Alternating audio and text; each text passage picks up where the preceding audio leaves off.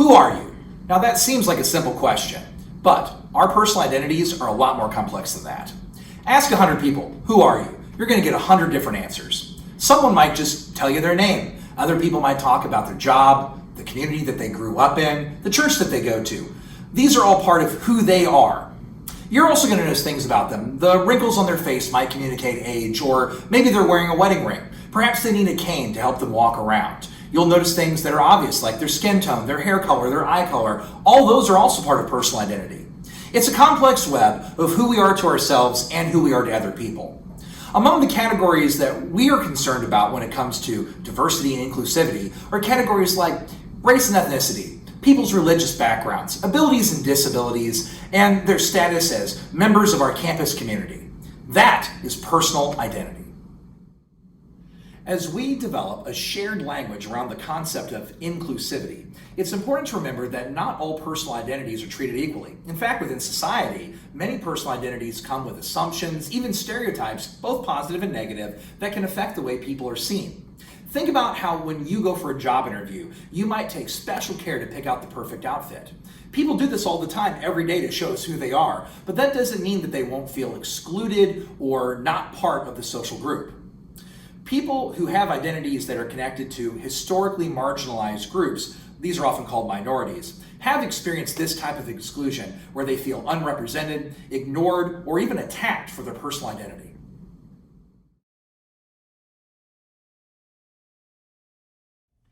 It's important to reflect on the term minority. The term minority is often used to refer to the number of people. It literally means a small group of people within a larger whole. It also suggests a small group of people who are affected by an issue.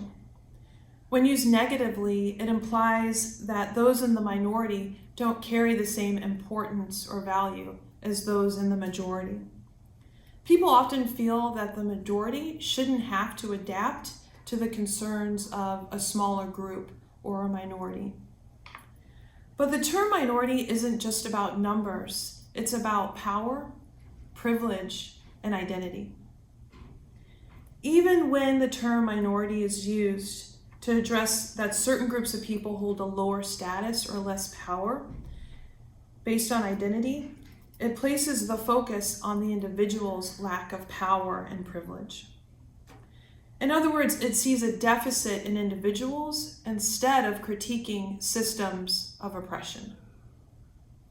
By switching to the use of minoritized identities or minoritized groups to reference those who hold identities which have been historically marginalized, we shift the conversation in a more productive and less harmful way. This step helps to remove harmful deficit language from our conversations and focuses the discussions on systems of power that have oppressed individuals holding marginalized identities. Finally, discussions about diversity and inclusion often focus only on minoritized groups. It's important to also examine systems and identities of privilege, to understand how certain groups benefit from these systems and how they can become allies to foster inclusion and equity. Privileged identity refers to a social identity that has historically experienced advantages in society. Those with privileged status often are unaware of their privilege and how their identity affords them more opportunities. A personal experience that I had with privileged identity was when I was out with a couple of friends. We were talking about white privilege, and I have one friend who's far left and another one that's far right, and they were arguing back and forth about white privilege at the time. I realized at that time that I really didn't know what white privilege was, so I took it upon myself later to look into and see exactly what white privilege was, and I actually was a little bit ashamed of myself for not knowing exactly what white privilege was.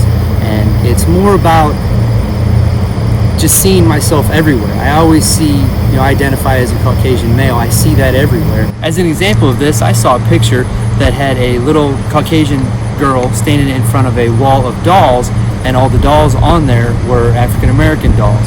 And it was just kind of portraying how she would feel, or anybody would feel, by looking at an opposite color or opposite reflection of what they think that they identify as.